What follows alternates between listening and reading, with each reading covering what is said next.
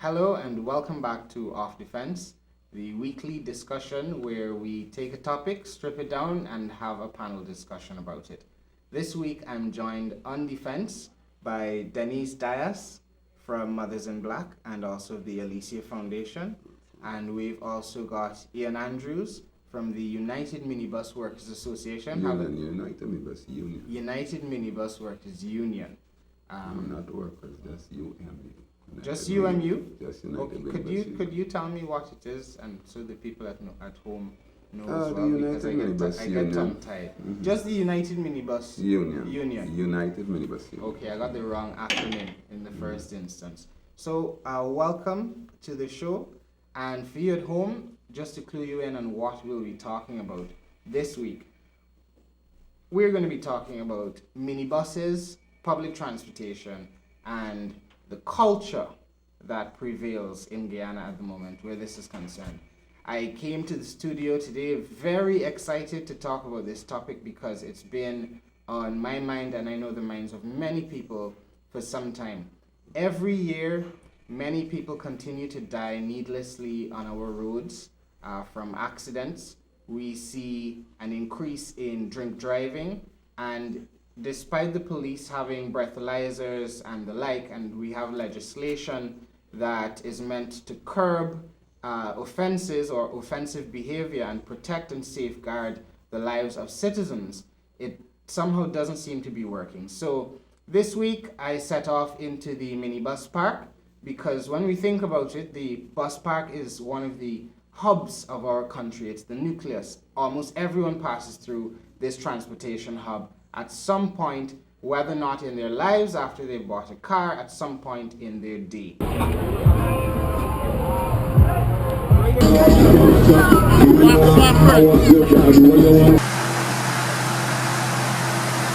Yeah, enough people, everybody in the bus get injured. It crash and it pitch in the corner and break the barrier, and the truck run into the front of the side, the whole side machine. People head bus up, people we can't even walk. The driver went so wounded so bad we can't even move. You come and see big blood all over the place. The American lady had tear away. She can't even see.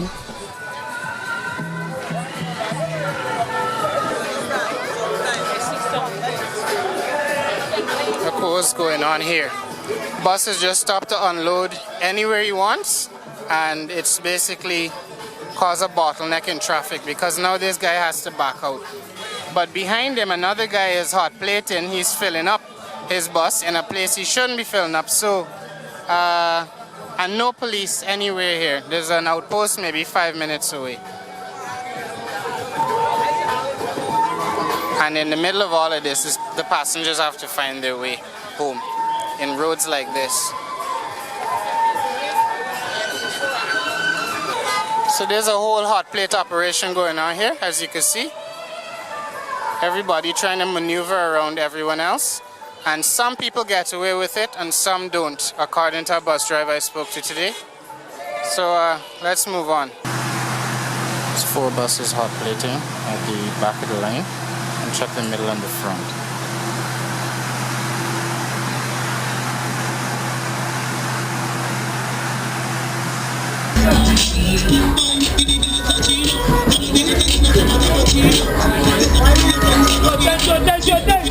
That driver just got in with a bounce beer bottle.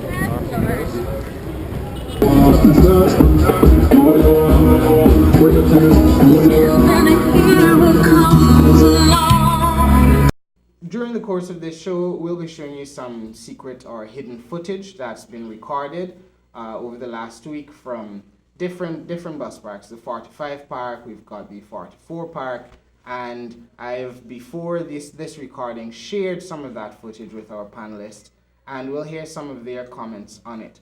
This issue is so wide, it's going to take us a couple shows to cover it, but it's really important we start the discussion right now. So, Denise, would you like to tell us a bit first about your organization so we all start off knowing where everyone's coming from? Would you like to tell us about how Mothers in Black started and about the Alicia Foundation as well, which I know has to do with your own doctor?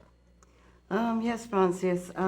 Way back in 1996, My daughter was killed by an alleged drunken driver on the East Coast Road.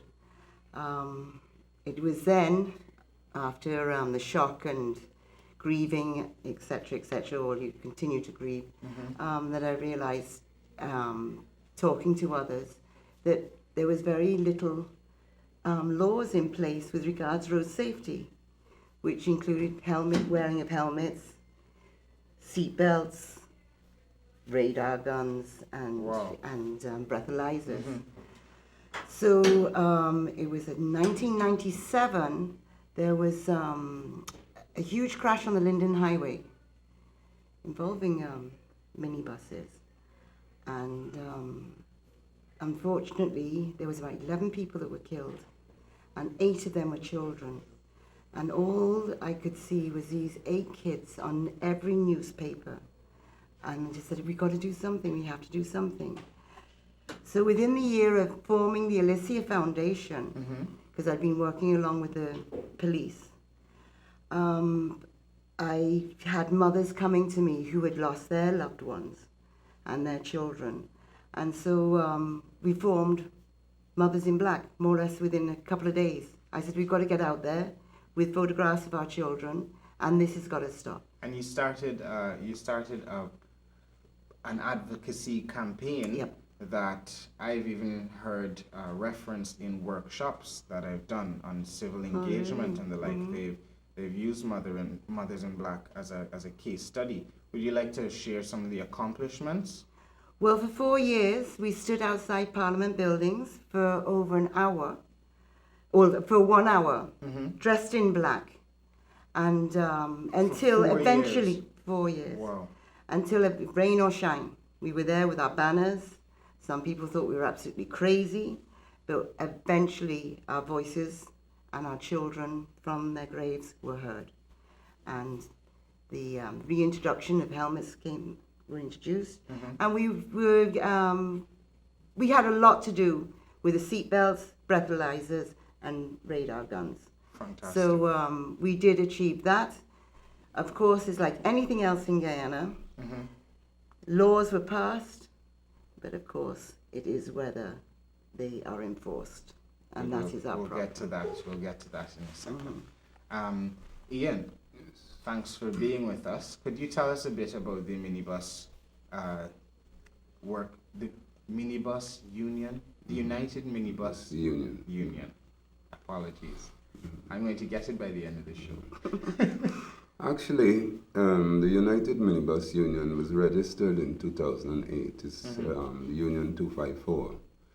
But before it was formed, I was the admin assistant then at Critchlow Level College when I was accosted by some bus persons who wanted to be organized.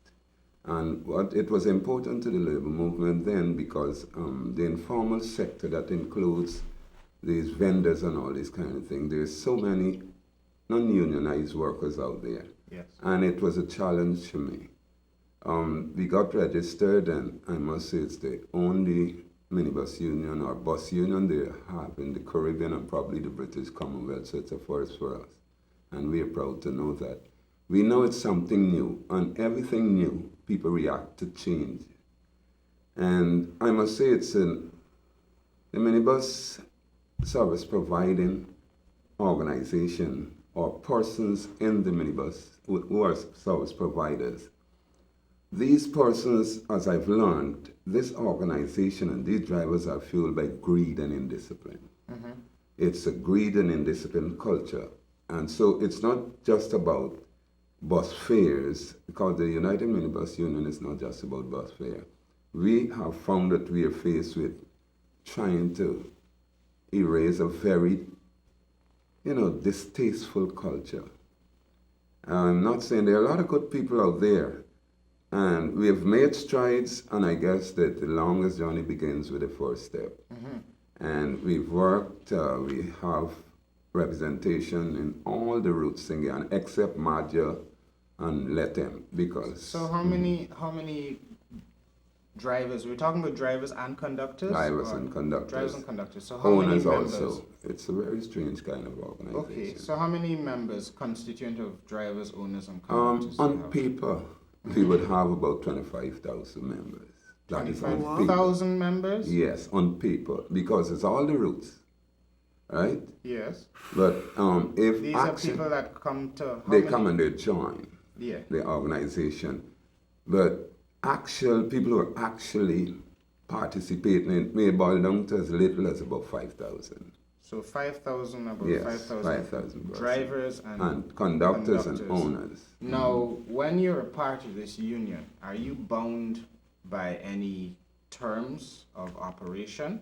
So you said earlier that is service provision. Now, is there anything that when you join the United Minibus Union that you're signing on to say, I endeavor to provide the highest level of service, to abide by the laws and the like, and are there any penalties if there are infractions? We have our constitution, that have its objects that each one of these zones would have received because they're led by a chairman and there is a committee. But it is such a strange type of organization in that it is not a company that owns these buses. They're owned by individuals. And somebody could join today and disappear tomorrow. We have no control over that. But with the UG drivers now, we have managed to get into a pact, contract for them with the University of Guyana, that only persons who are members of the University of Guyana branch can go into campus. They have to dress a certain way, there's code of conduct, there are fines, and these things were more or less agreed on by them. We did not impose those things. And we would have, the central union body now would have checked those things to ensure that we are not infringing on any laws or any kind of human rights thing, among other things. But they are something they are a group of foreigners that I'm extremely proud of. It wasn't an easy thing. Yes. Okay, well, I'm going to share a brief, we're going to sidetrack a little bit and just share a bit of that clip, because I think you're referencing one of the clips we looked at before the show. So have a look at this quickly.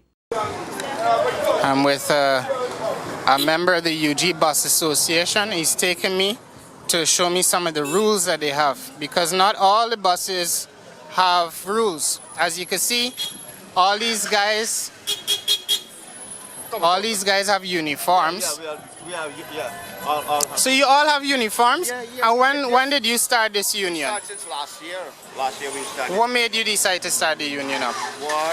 What made you decide to start the union? The union represents us, and it's a good, let me say, a good foundation, or to show example towards the other minibus. The other minibus operators. Yeah, we have a system here. So you think something like having uniforms to identify yourselves is something other people could learn from? Exactly, yeah. And what about loud music and the boom boom thing? We are not allowing that in this park.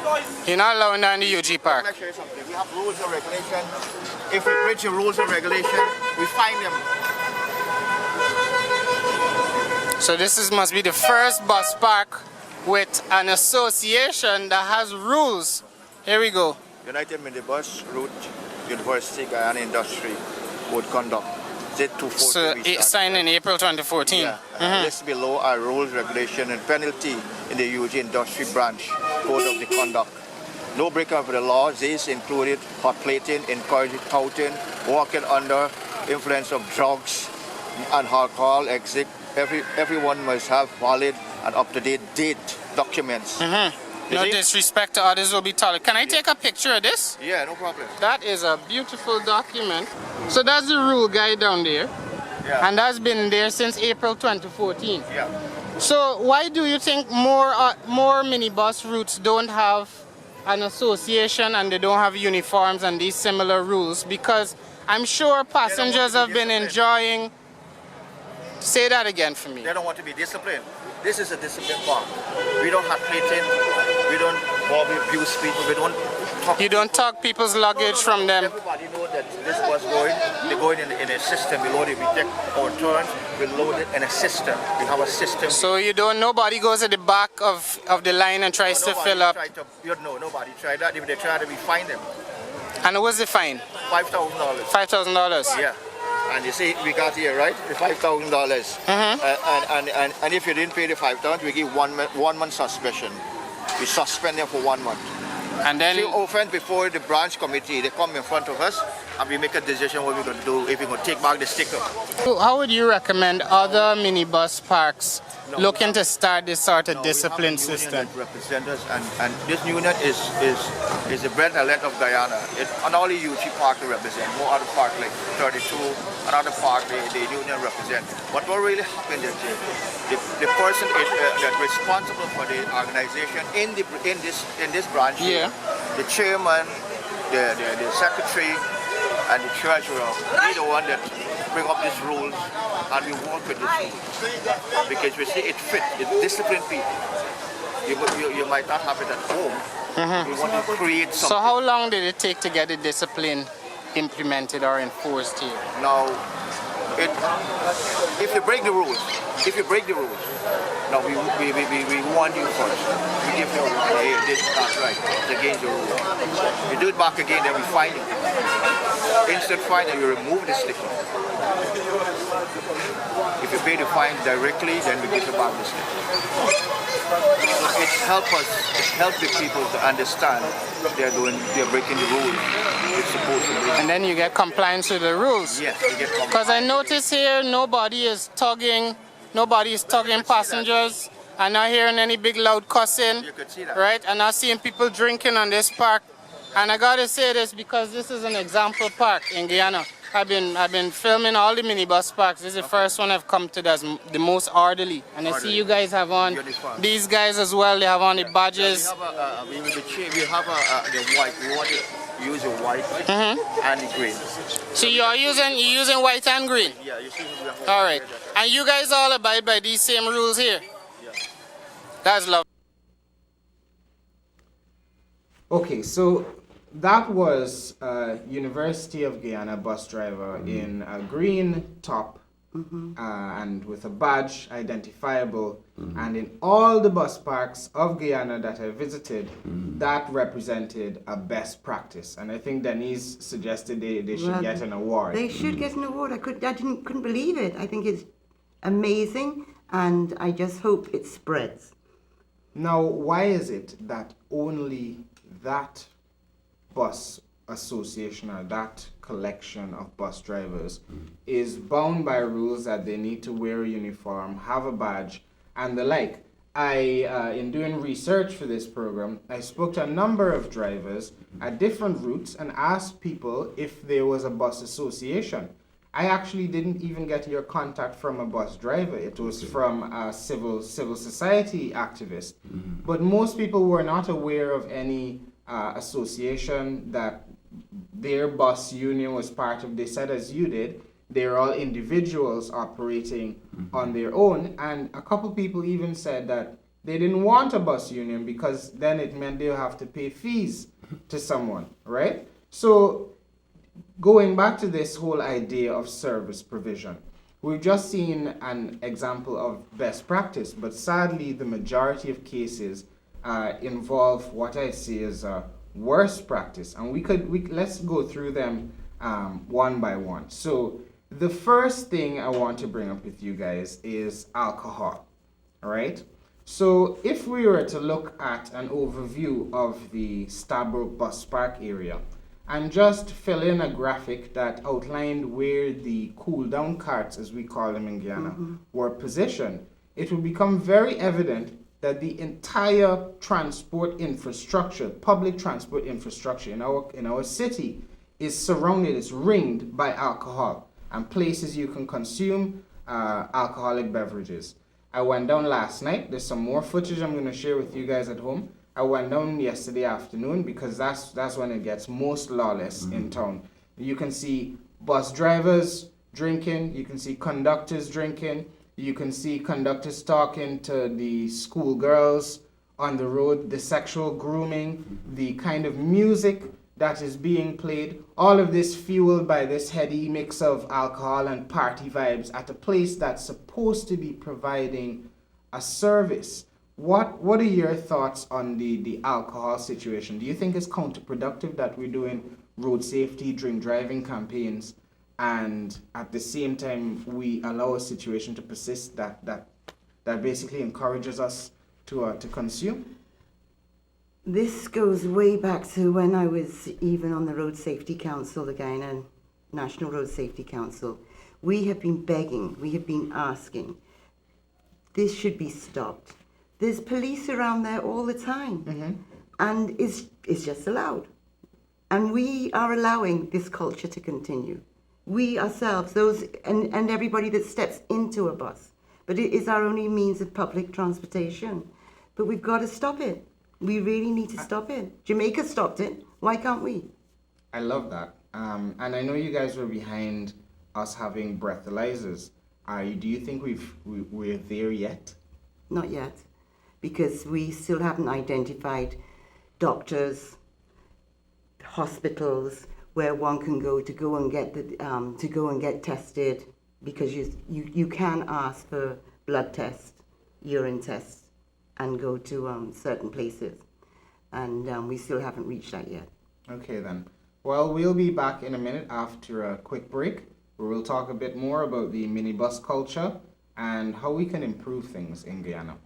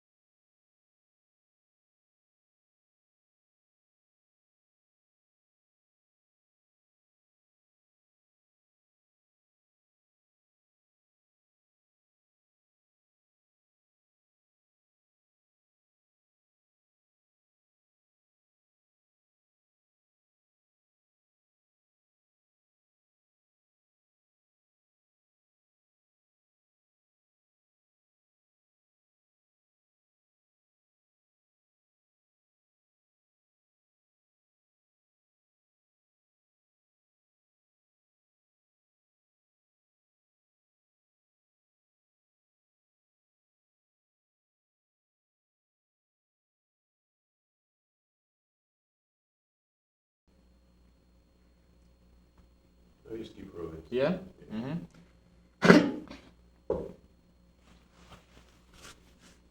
And we're back. I want to start this segment off as we're talking about minibus culture and dangerous driving in particular. I want to start this off with some footage just shot in the last week or 2 weeks of a few experiences I've personally had on minibuses in and around Georgetown. Take a look at this and we'll be back in a second to discuss it. Around with them, yeah, because they're telling them over there, they to come out the bus and go and tell them. That's my one with it there.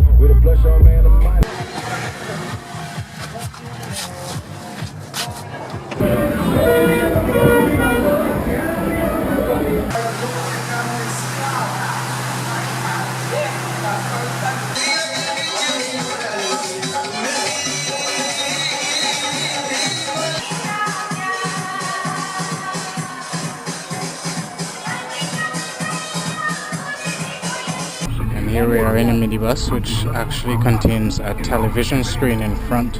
How is that for concentration?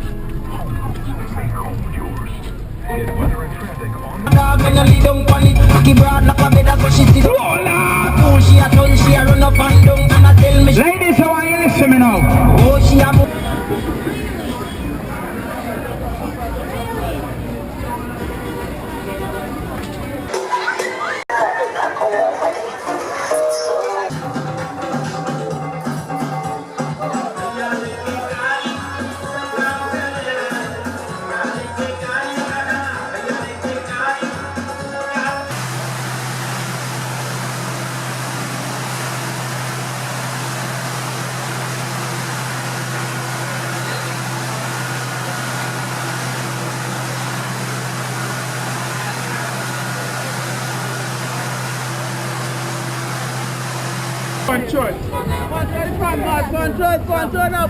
It is for you to complain in a way that says you're not complaining and they should be listening. It is saying that I would change the way the police or whatever for the police, blah, blah, blah, blah, blah, blah, blah, blah. Instead of saying, no, come, these police are always bump or these police. You follow me? No, I would change, yes, indeed I change the system. Going hard in the pain. What's my name? What's my name, girl? You know I be missing that bomb when I'm away. I swear when you shaking them pom-poms, all I can say. I never mind. That was Christmas 5 minutes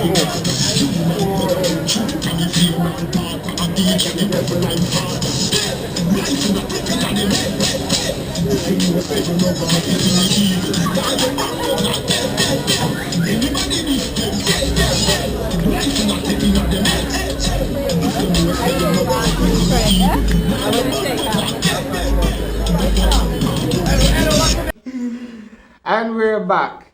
So, I think, needless to say, that was very shocking. Some of what we looked at, and I want us to discuss it. Denise, you were talking about the fact that the police are there, and this is something I've seen over and over again. So there's a nexus I want to bring up between things that you've both said. You're talking about the police being present, and Ian, you earlier referenced a culture of greed and indiscipline. Now these things collide in our bus parks, and what you end up seeing is you have the police that are there, but because we don't have a transportation system that is owned by the state as it was in the past, that every driver, and I've spoken to a lot of drivers and conductors in this week, not everybody wanted to be on camera, however, but what came out over and over again is individual drivers seem to set a target, right? So they set a target where it is that the conductor needs 6,000 a day and the driver needs to have 8,000 a day. They have to get so much in petrol. They're not getting a regular monthly salary. They're considering how many other buses they have as competition. This is the foundation upon which all this lawlessness is built. And from there, just so you at home are very crystal clear on what's going on. So from having to make these targets, some people are driving buses owned by other people. Some of those buses owned by policemen. But they have to make these targets. So they are more likely now to try and fill up at the back of the line, because that means they don't have to wait for everyone in front of them to go through. So that then hampers traffic.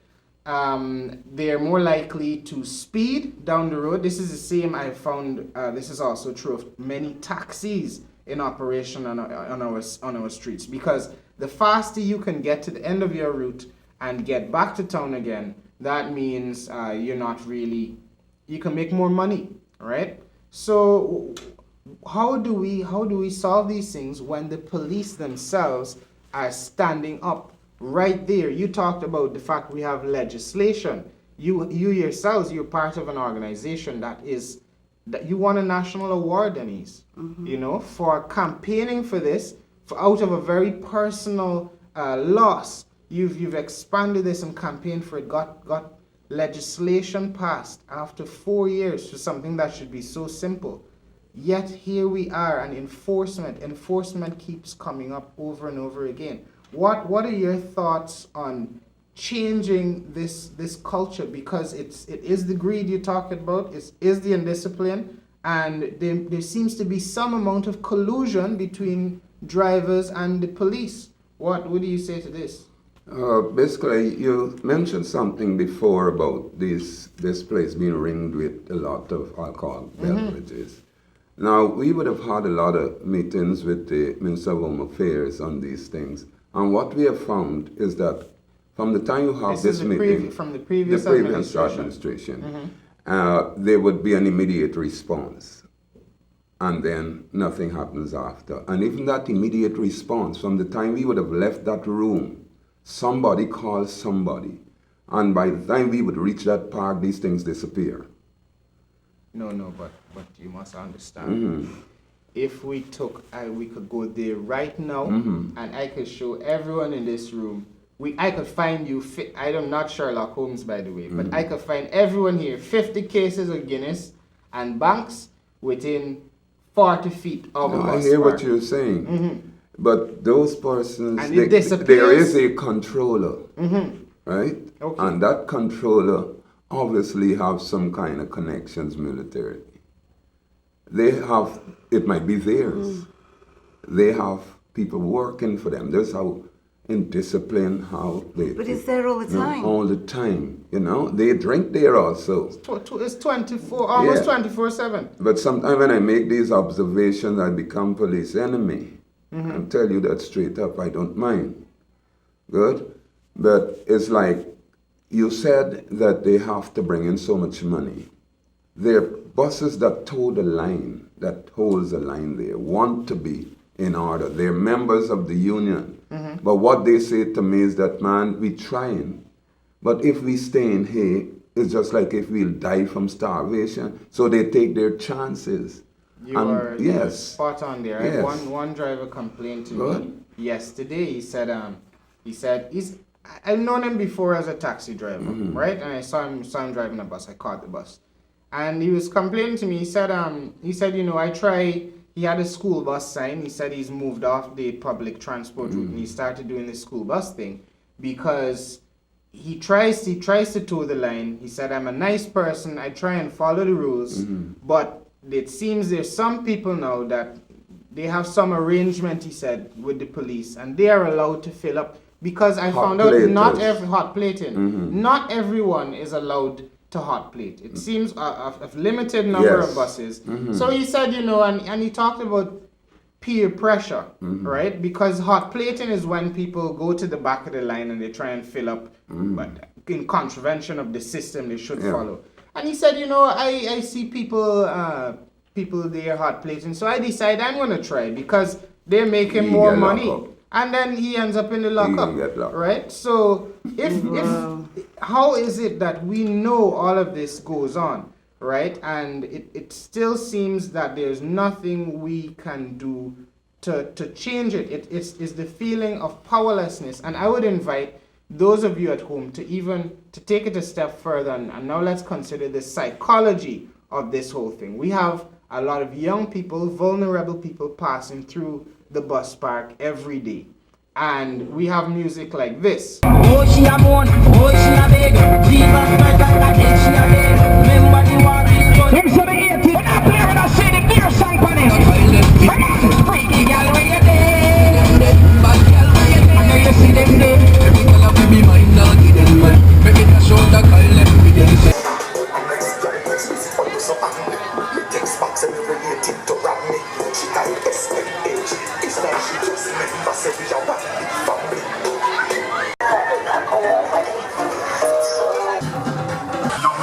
Hey, coming up when you see me never know nothing for you. Excuse you want to Clip. So that's playing in the buses, influencing our young people. Vulgar music, there's grooming at the park where the conductors who are sometimes inebriated with alcohol are trying to pull the girl children, your girl children going to school, and parents sit down on the bus and they don't say anything. We have a culture of silence. So I would ask parents at home to consider the question of whether it is that the conductor and the minibus driver that choose to play the most vile and vulgar music to the kids you're trying to bring up in a healthy mental environment, do they have more authority over your kids than you do? I would argue that they do. If you are one of the people sitting down there, also silent when this stuff is going on. So how then are you and yourself and your organizations, how are you advocating for a change to this way of doing things? How do you envision we could tackle first the alcohol and then which is related to the speeding and the vulgarity that we see on display in the park? Well, I've said this over and over and over again and suggested to the previous administration, we should pull in all the minibuses. All the drivers have to go, they have to be revamped completely. They have to go through a proper test. Maybe not with the police, maybe it has to be with a private, some private sector. And all the minibuses have to be cleaned up. They have to wear uniforms. They have to have photographs. Yes, it's going to cost money, but I think it should come under the government will, our present government will, to change the culture. I've heard that there is a plan in the works, and on the next show we do on this topic, we'll have someone from the Ministry of Public Infrastructure, but there sounds like there's a plan in the works for a transport authority. And on your point, especially with regard to the uniforms, I love that idea, because many times we see in the newspaper when accidents are reported that the driver ran away. They didn't even know who the driver is. The driver could just blend into the crowd. He's injured just like everyone else, and he runs away. When you're at the park, it's hard for me to identify. I have to stand there for a long time to tell you which one is a conductor that's drinking. You don't know. And which is a normal person. Which is the guy that's rolling a spliff. Is he the driver or is he the conductor or another guy rolling a spliff at the park? Now, I am pro-legalization because we cannot keep locking up young people for 3, 4 years, 5 years for marijuana, especially when people are walking the streets and they haven't accounted for $600 million plus dollars or $27 million. This is injustice at its core. But I am against, and I don't mind people having a drink if they want to have a drink, but I'm against these things going on at a public park. I'm against people, you know. It's your transportation for your loved ones. That is, but you know what? I spoke to a conductor yesterday. We were talking about, I found out they had some sex bus that was running. A school kid was found with a ticket for this sex bus in her pocket. And the bus was administered by a driver named Mr. Sex, and the conductor called himself Throat Boss. I'm not kidding here. So what happened apparently, this guy was one of the people involved in this thing, and he said they used to drive around and they play nice music and knock up the ceiling, and the girls would be winding up in the guy's laps. This is school kids, right? So I said you are providing a public service. And I challenge you that you're corrupting these young people with the sort of music you played. And I want to bring this up because I want this logic us to start discussing this logic. He said it's nobody's right, and I've been kicked out of minibuses personally for this logic that he explained to me. He said it's nobody's right if it's my bus to come on my bus and tell me how I should play my music. So I said, but you guys get duty-free concessions and these things, and you understand it's a public service that you're running? He said, yeah, but I don't corrupt people with my music. So before I give my opinion on the music thing, do you think it's possible that the vulgarity, the content of the music we're exposing our young people to just day in, day out, you think it's having an impact on our society? Yeah, I think it is. You see, we have faced that problem.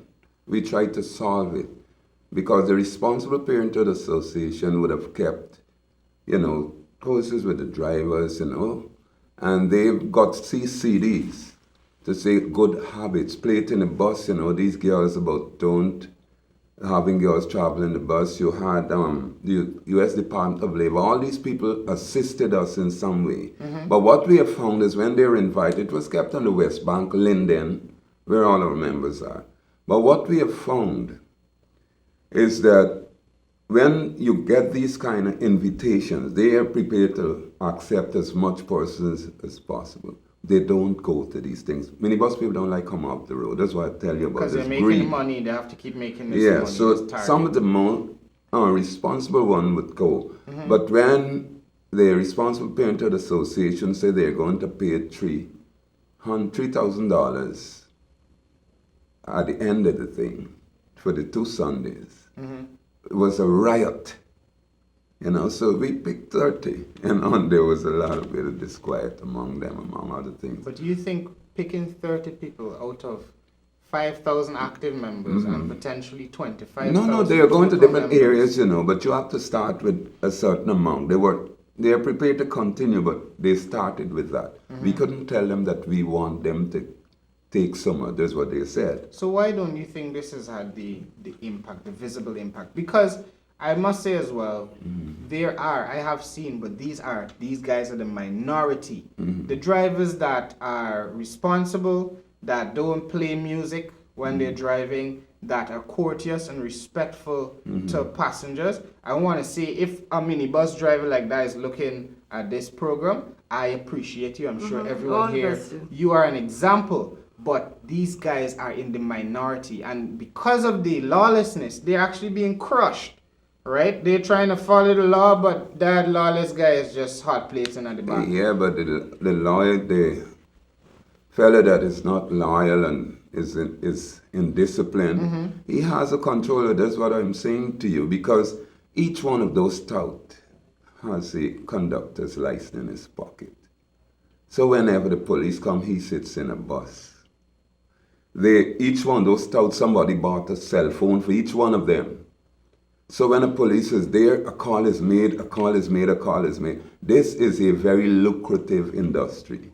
Touts make more money than drivers and owners.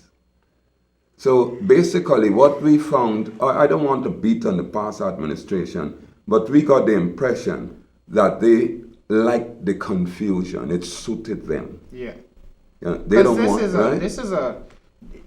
We can't stress enough how much of a danger this poses to our society. This is a corrupting influence that is literally at the center of our society, a block away from Parliament, and people are rolling a spliff next to the minibus before they go drive people down the road. 50% of our people have to use the minibus, and they're seeing it every single day. We're exposing people.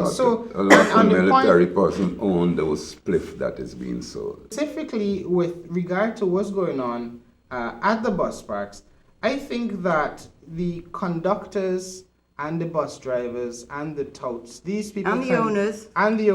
Well, the owners aren't present. They aren't present. Yeah, but conveniently so. And you know this because the way some people drive, you can tell that's not their vehicle that they're driving, right? And the driver, you can pick all these people out. I could spend some time in the tower at Stabrook. I'm not a policeman, right? I normally see that police hut that they put up there. The police are in there eating their egg ball or they drink after they go collect their little raise on the park. They don't do anything. And I'm sorry to say it, when the police do good work, we must celebrate it. Yeah. If they're not doing their job, we must point a finger and speak out, because it's our lives that are at risk. If I could sit for a couple minutes in the Chickadee place where they stripped the KFC label from, if I could sit there and identify just with a camera and pick out who the touts are, the police can do it. There needs to be more covert operations that go on in this country, and picking up from your suggestions earlier.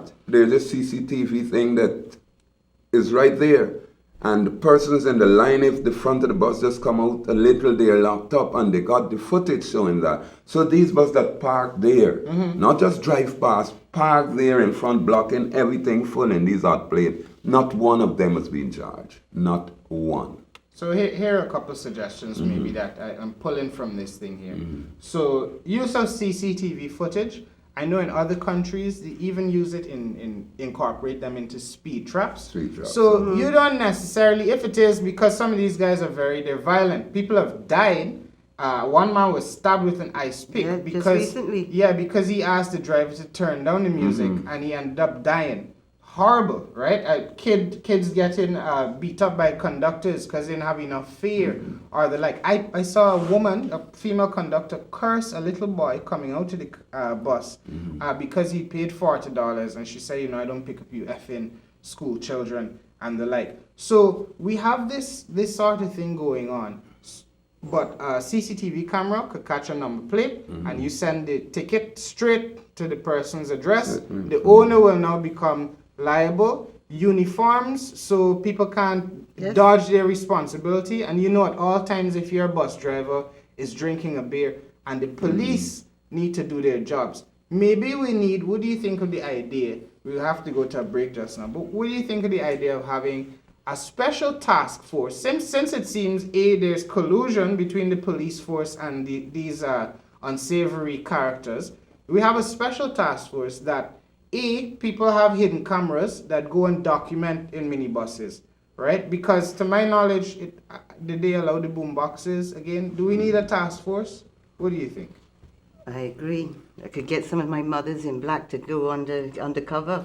Yes, we have willing. I hope the police are looking at this. We have willing agents. We have willing agents. I think it's a great idea. The minibus man told me, by the way, that I am here to mess up his nice time. I am here to mess up. Because we got to understand, for us, this is death. This is life or death. It hurt my heart. I know you were part of the Mothers in Black operation, but I felt my heart squeezed. I saw the brochure and it was the Alicia Foundation. I realized you suffered personally from this tragedy. This thing is tragic. We cannot continue. I'm so upset talking about this. We cannot continue to let this keep going on. We need enforcement. What do you think about this task force before we go to a break? Yes, I think so, but you have to be very careful whom you have on that task force. This is a country where people are corrupted easily. I don't know how it happens. But people of integrity, people you can trust, or even one of the good policemen. I know there are a couple of them.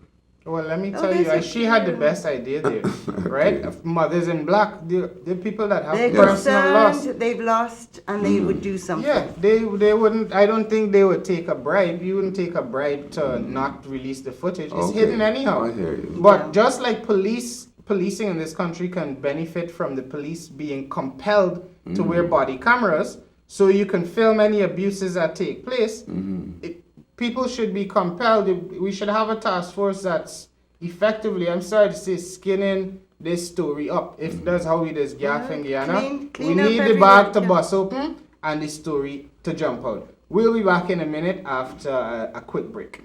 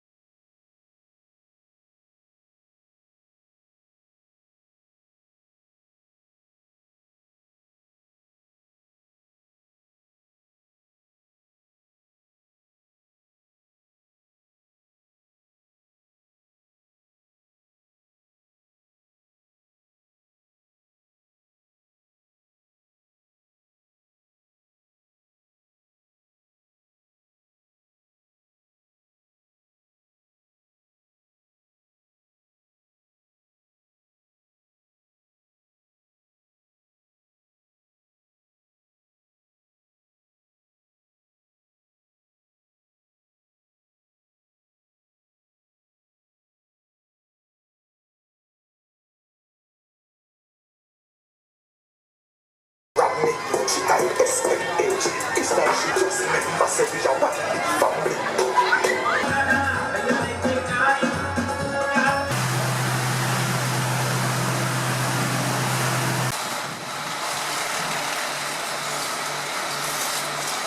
we're here in Paramaribo, and what's going on here is a public holiday, guys.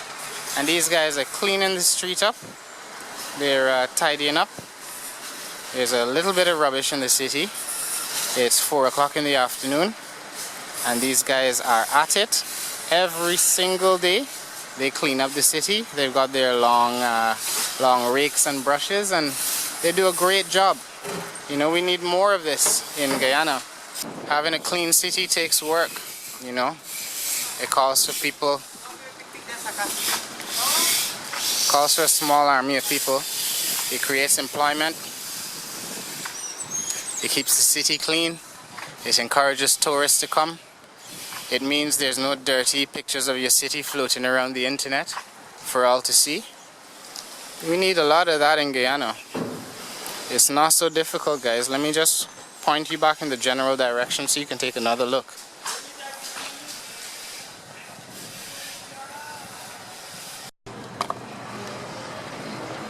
So what we have here, guys, here's a Surinamese bus depot.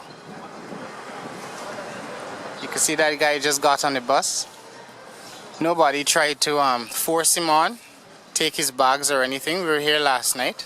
It's a public holiday, so the bus terminal is pretty empty. But even on a busy day, you come here, you don't see anyone harassing anyone. It's very peaceful. Everyone's very nice in this city. I'm sure they're horrible people, just like anywhere else. But the important thing, you're not overwhelmed with noise and cacophony in the way you are in Guyana. It's overwhelming. Try to roll up in my zone, motherfuckers going down alone. Tension rises in the streets. They got your friends.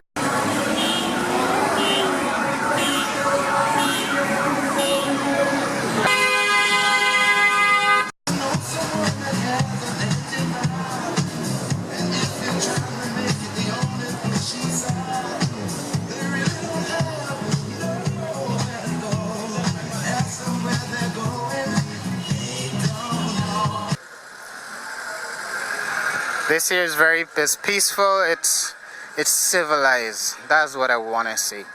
I hate to say that, I'd hate to say Guyana is uncivilized, but we have a lot of uncivilized behavior that we tolerate. I've just met a cool brother down here in Suriname. What's your name? Remy. Remy? Yes. Cool brother. I was just comparing the bus park in Guyana to the one in Suriname, and Remy was giving me a little update. I thought the buses here have never had music on them, but he was saying they did have music. So tell me a bit about when the buses had music and why they stopped it. When the buses have music, they make a lot of noise. It was disturbing for too many people. Child couldn't sleep, and the police stopped it then.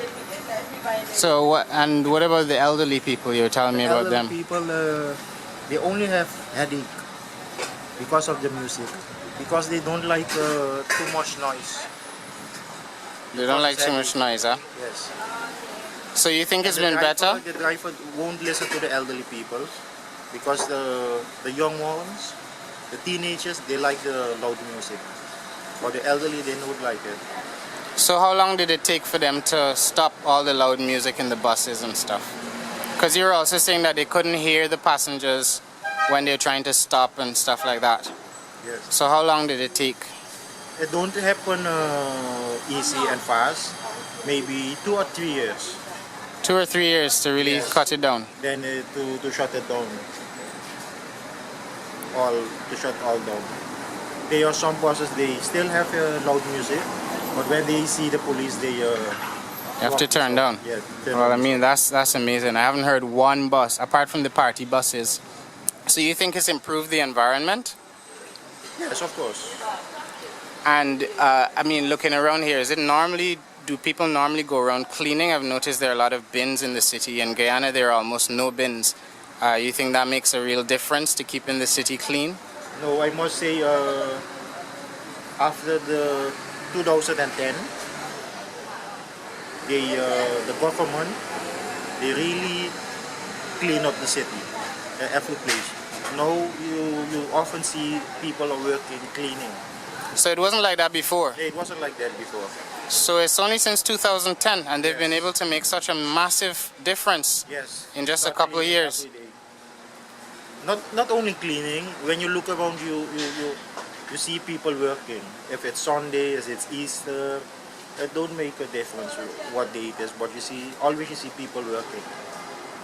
So it's employment that is created. Yeah, employment. And a better city for everybody to live in. Because of the tourism. So do you have anything like we have in Guyana? We have bus touts, people that come and pull you and tug you, and they harass women, they try and push you into a bus. Do you have anything like that on this bus park?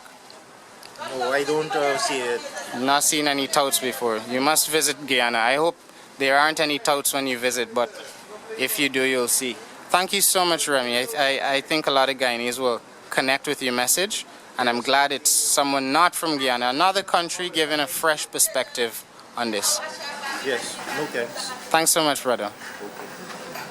More people cleaning the street down here.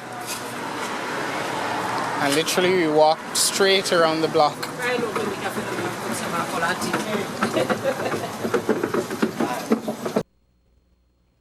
And we're back.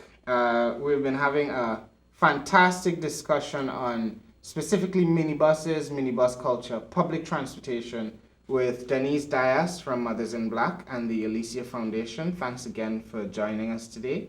And Ian Andrews from United Minibus Union. Did I get it right? Yes, sir. Awesome. All right. Thank you again for joining us in studio. So by now you've looked at some of the footage that I collected at the bus park, and you followed along with the banter. Now I wanna pick up on something that you were talking about earlier, Ian, in terms of the handlers, because that expands this whole thing. It makes this sound like a sort of syndicate or an organized criminality, because a lot of what is going on is criminal. Could you speak a bit more about that? Basically, there are a lot of very powerful persons even in the police force that own buses. They break the law and they pull a lot of others with them. Of recent, we had on the Route 32 where a driver who has a crew with him was doing everything wrong. A good corporal tried to let him know. The driver for the police commissioner. Yes, okay. You know. So you find now that otherwise to that, there are buses that have to go out there and make money. And every day they have to pass it to whoever they have to pass this money. Mafia. You know? So you'd find the police pick up somebody, gone with him to break down. But when he goes around, he just come back smiling and he fits back in. It's either when he was taking this to pass his thing, or let the others know that it'll make things right. There's the impression we're getting, because people are suffering there. And what is bad about it is that we are of the opinion that this country is saturated with buses. It is. As it relates to the population. And that has occurred because when the previous administration closed their estates, the Demwari estates, the only thing a lot of those persons that used to work on their estates could have done was to take their money that they got and buy buses. So you find now that, but then they survive a little better because they still do some planting depending on the area they come from. But if they do not pay certain people in the parks, they don't get any load. So you have to pay. These are the handlers. You must pass some money. You must pass, or the bus stays there. So we need this system. Let me just add that you'd find on the Route 32 at one time is that if you didn't pass money to these handlers, a policeman might pass and say, "You drive to Bricktown," the kind of thing. So that is a level of collusion that is just frightening. Frightening, extremely frightening. I had some of the persons that strike, we had to make it public when Adam came. Then they start hiding from, because when they have their union badges now, you know, they keep away from them to a point. But some persons had to reach by the old co-op bank every afternoon and pass 3,000. The man waiting for pay. Making them speed more. You know, yes, it's basically you like can a know mafia. that. You just know the bus that does the kind of, you stand up there to the wheel, you feel like though your foot is going to burn off, all these tires are hot.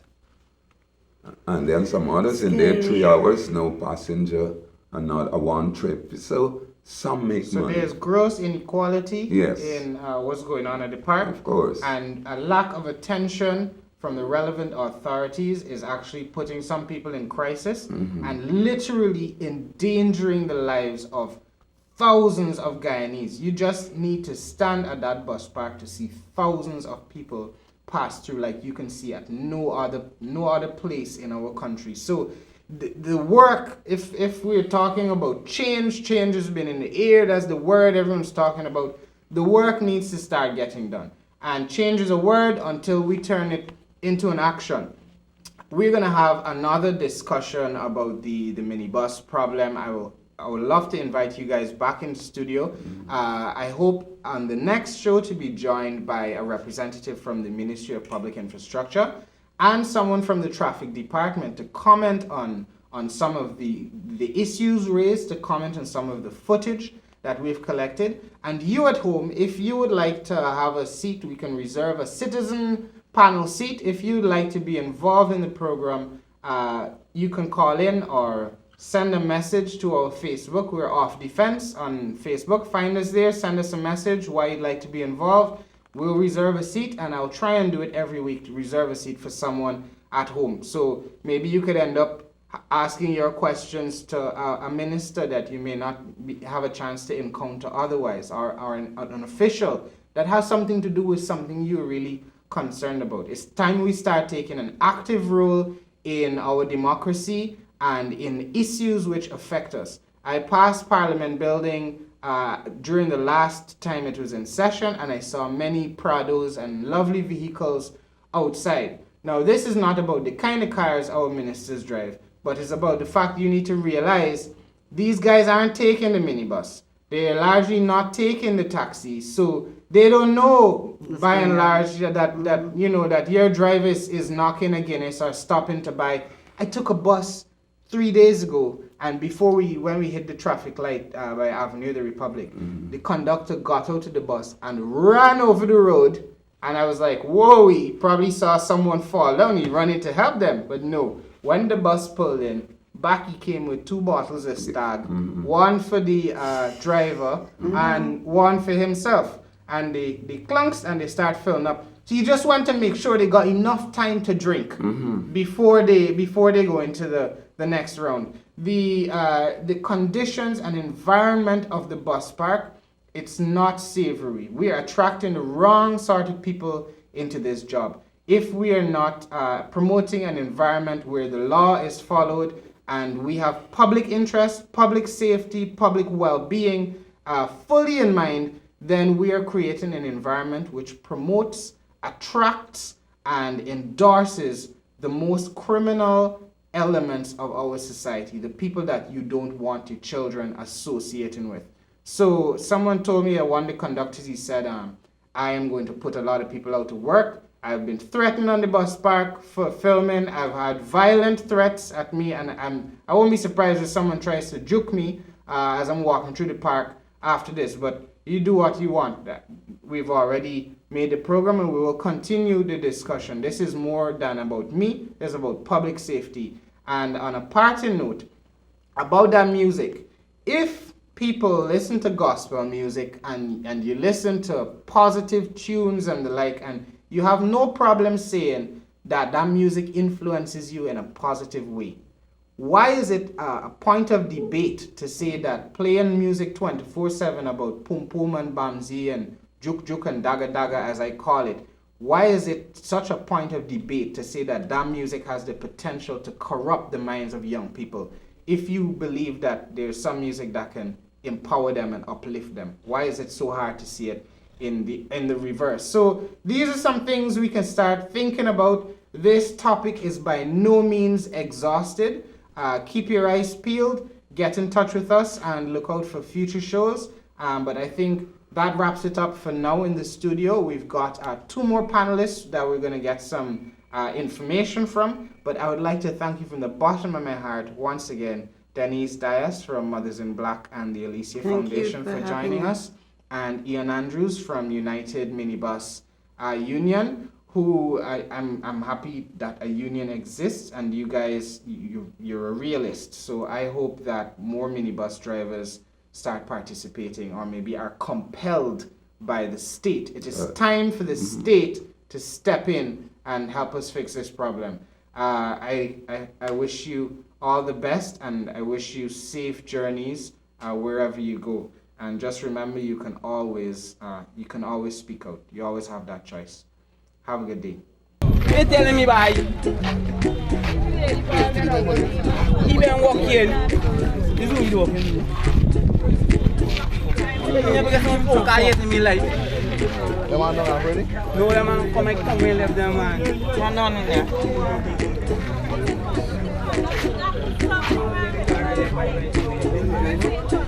No.